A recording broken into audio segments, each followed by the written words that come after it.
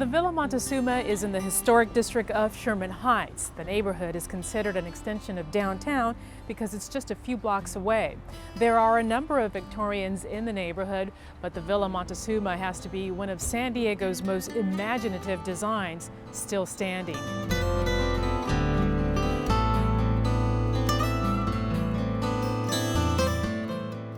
The historic Villa Montezuma on K Street near downtown is striking and fascinating. It was built in the Queen Anne style with corner towers, steep roofs, tall chimneys, and windows of leaded or stained glass.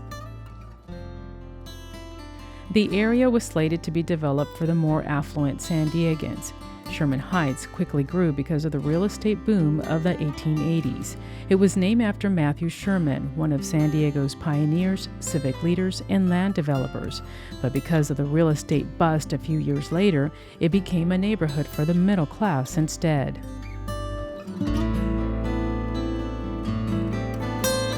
The villa is probably just as colorful and creative as its first owner, Jesse Shepard, a talented musician and author who designed the house when he settled in San Diego during the 1880s.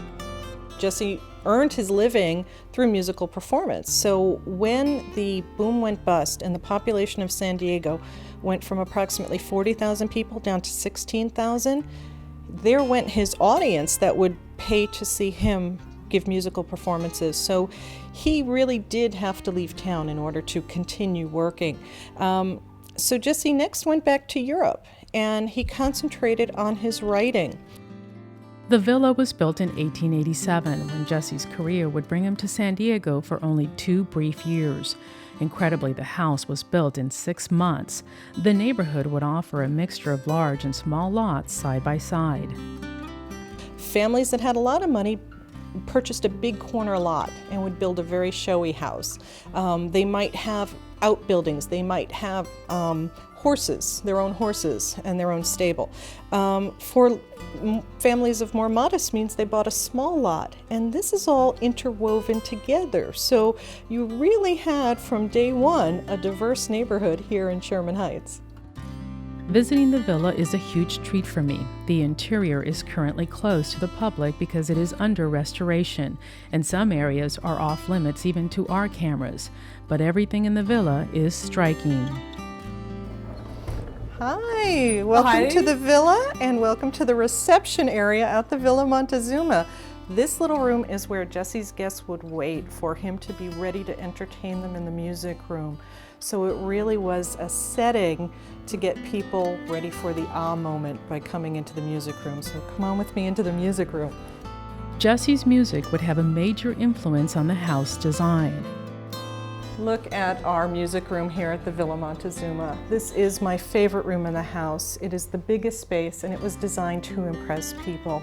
So the Villa Montezuma, as a palace of the arts, showcased all of Jesse's favorites in the room.